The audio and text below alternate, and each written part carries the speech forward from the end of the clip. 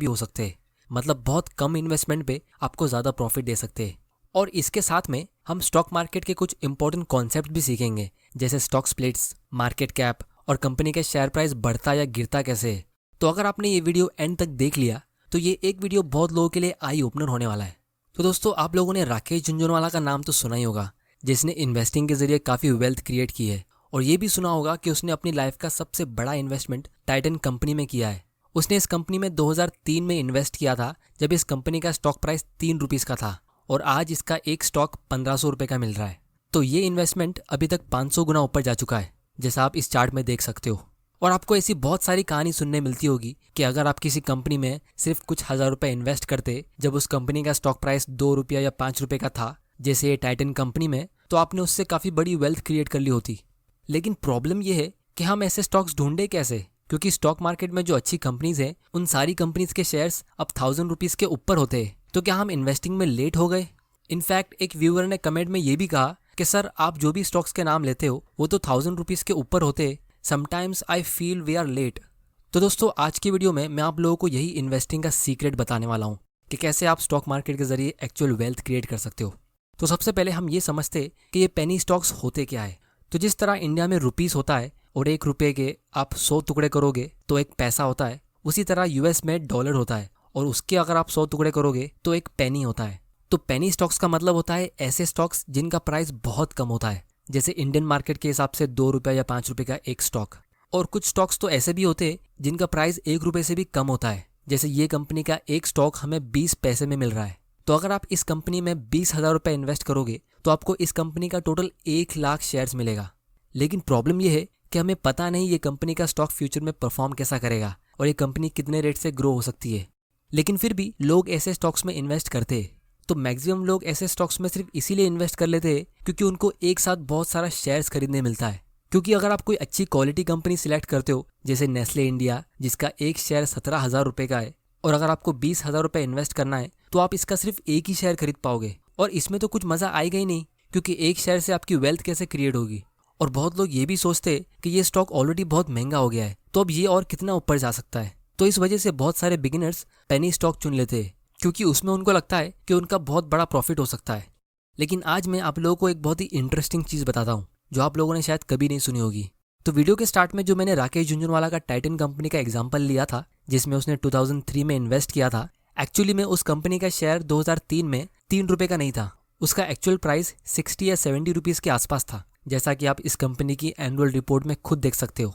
अब आप में से बहुत लोग यहाँ पे कंफ्यूज हो सकते हो कि ऐसा कैसे हो सकता है, हमें तो गूगल के प्राइस चार्ट पे दिख रहा है कि इसका स्टॉक प्राइस वो टाइम पे सिर्फ 3 रुपये का था।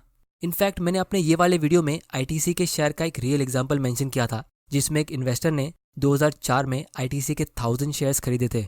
तो मैंने कहा था कि आईटीसी का एक शेयर वो टाइम पे 1000 रुपीज़ के आसपास मिल रहा था। लेकिन अगर आप इसका भी प्राइस चार्ट चेक करोगे तो आप देख सकते हो इसका प्राइस वो टाइम पे 20-25 रुपये के आसपास था। तो इसीलिए बहुत सारे लोगों ने मुझे कमेंट करके भी कहा था कि सर, हम इसका लाइव चार्ट देख सकते, हमें तो इसका प्राइस कुछ और ही दिख रहा है। इनफैक्ट आईटीसी का शेयर प्राइस 1000 रुपीज़ का तो कभी हुआ ही नहीं है। तो दोस्तों, इसकी वजह यह है कि कंपनी अपने शेयर्स को स्प्लिट कर देती है, जिसको हम स्टॉक स्प्लिट कहते हैं। अब इसमें होता यह है कि कंपनी अपने शेयर्स को कुछ हिस्सों में ब्रेक कर देती है। इसको हम थोड़ी देर में बहुत ही डिटेल में समझने वाले हैं। लेकिन उससे पहले हम ये समझने की कोशिश करते कि कंपनी ऐसा करती क्यों है और ये हमारे लिए इतना इंपॉर्टेंट क्यों है।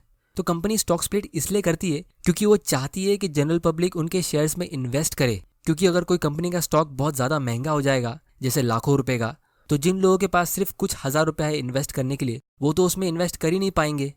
जैसे अगर आप वॉरेन बफे की कंपनी बर्कशायर हैथवे का एग्जांपल देखो, तो इसका एक शेयर का प्राइस फिलहाल $4,35,000 है। मतलब एक शेयर इंडियन रुपीज़ के हिसाब से ऑलमोस्ट 3 करोड़ रुपयों का है।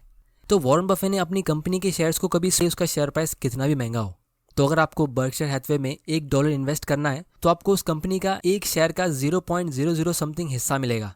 तो इसीलिए वॉरेन बफे ने अपने स्टॉक्स का कभी स्प्लिट किया ही नहीं है, क्योंकि उससे उनको कुछ फ़ायदा होता ही नहीं है। लेकिन इंडिया में ये फ्रैक्शनल शेयर्स बाइंग करने का ऑप्शन है ही नहीं।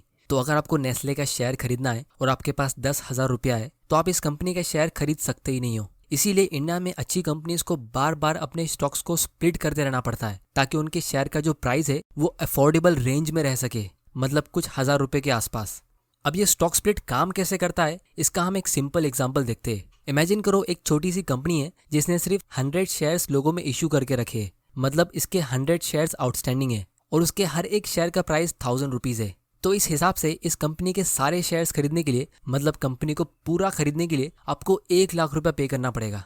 क्योंकि आप 1000 रुपये से सारे शेयर्स मतलब 100 शेयर्स खरीद लोगे तो वो होता है 1 लाख रुपये का इन्वेस्टमेंट। तो इस 1 लाख रुपये को हम मार्केट कैप कहेंगे, यानी पूरी कंपनी की मार्केट वैल्यू। अब मान लो आपने 10 साल पहले इस कंपनी का सिर्फ एक ही शेयर खरीदा और आज 10 साल के बाद ये कंपनी ग्रो हो गई और इसका शेयर का प्राइस इंक्रीज होके 20,000 रुपये का हो गया, मतलब 20 गुना ऊपर चला गया। इसका मतलब ये है कि कंपनी की मार्केट वैल्यू भी 1 लाख रुपये से इंक्रीज होके 20 लाख की हो गई, क्योंकि ये कंपनी 20 गुना ग्रो हो चुकी है। लेकिन अब कंपनी को लगता है कि ये 20,000 रुपया जो इसका शेयर प्राइस है वो बहुत एक्सपेंसिव हो चुका है, बहुत लोग इसे अफोर्ड नहीं कर सकते। तो कंपनी के मैनेजमेंट ने डिसाइड किया कि वो स्टॉक स्प्लिट करेंगे।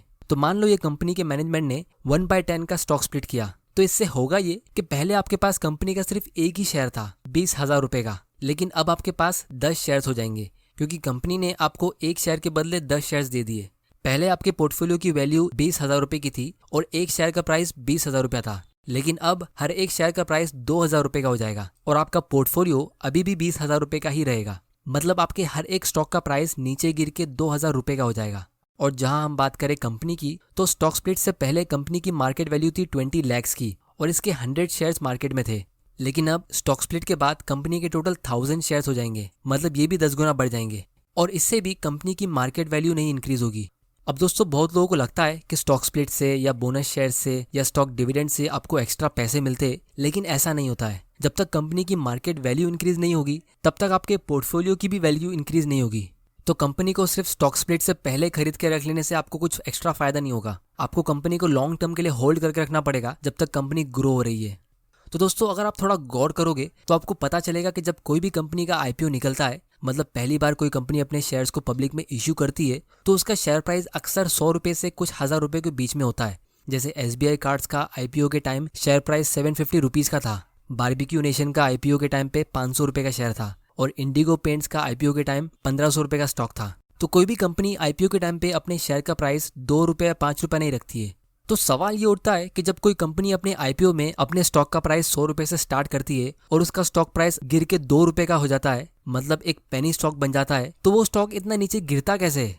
क्योंकि मार्केट क्रैश में भी स्टॉक मार्केट ज़्यादा से ज़्यादा 50, 60 या 70% नीचे गिरता है। फिर चाहे रिसेशन आ जाए या कोविड-19 आ जाए या वर्ल्ड वॉर हो जाए, मार्केट हमेशा 50-60% ही गिरते। लेकिन यहाँ पेनी स्टॉक्स 98-99% नीचे गिर जाते। तो दोस्तों, इससे हमें ये चीज़ पता चलती है कि इतना कम प्राइस किसी भी स्टॉक का तब होता है जब वो कंपनी बहुत ज़्यादा बुरी सिचुएशन में पड़ती है। जैसे या तो वो कंपनी कोई फ्रॉड केस में पकड़ी गई, उनके प्रोमोटर्स भाग चुके हैं, या फिर कंपनी का पूरा बिजनेस मॉडल ही खराब हो चुका है, या उसके बैलेंस शीट में सिर्फ करोड़ों के लोन्स भरना बाकी है। मतलब इन शॉर्ट ऐसी कंपनीज जो अब बहुत ज़्यादा रिस्की हो चुकी है।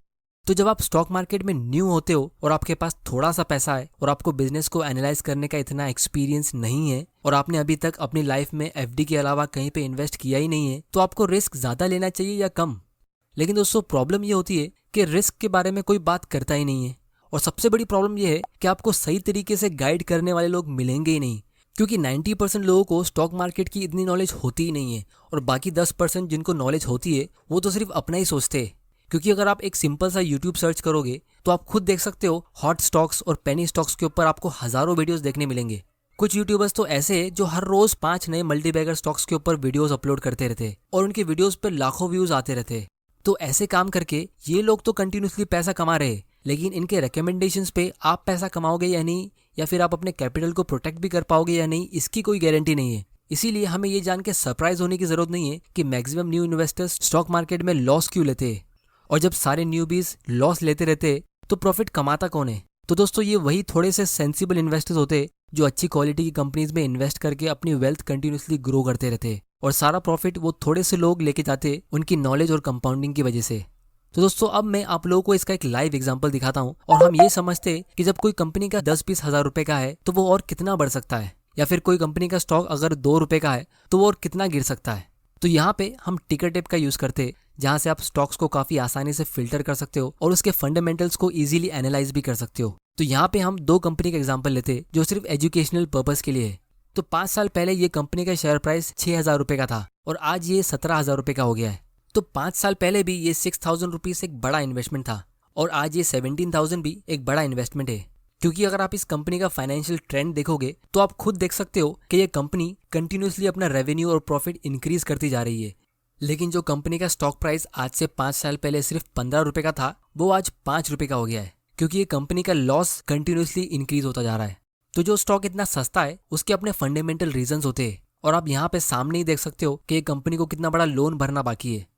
लेकिन यहाँ पे नेस्ले कंपनी का टोटल डेट उसकी इक्विटी के मुकाबले बहुत कम है, ऑलमोस्ट नहीं के बराबर।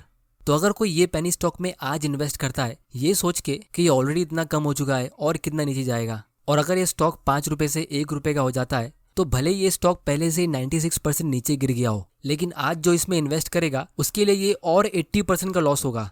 और अगर वो स्टॉक 1 रुपए से 50 पैसे का होता है तो उसे वहां से और 50% का लॉस होगा।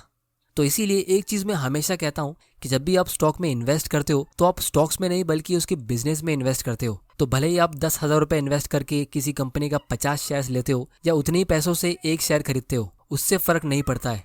क्योंकि अगर ये दोनों कंपनी लॉन्ग टर्म में 15% के रेट से ग्रो होती है तो दोनों ही केस में आपको अपने इन्वेस्टमेंट पे 15% का ही रिटर्न मिलेगा।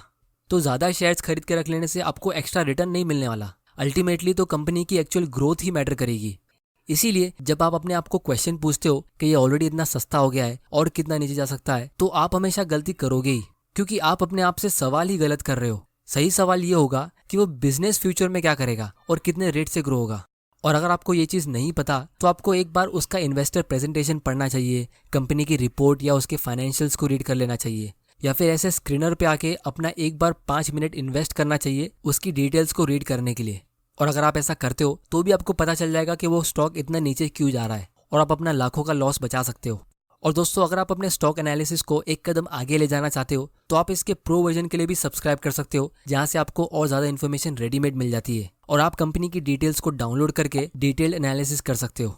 टिकर टिप से स्टॉक को एनालाइज करने का लिंक नीचे डिस्क्रिप्शन में है, आप वहां जाके उसे चेक कर सकते हैं। डीमैट अकाउंट ओपन करना है तो उसका लिंक आपको इस वीडियो से कुछ ना कुछ सीखने जरूर मिला होगा और ये भी पता चल गया होगा कि न्यू इन्वेस्टर स्टॉक मार्केट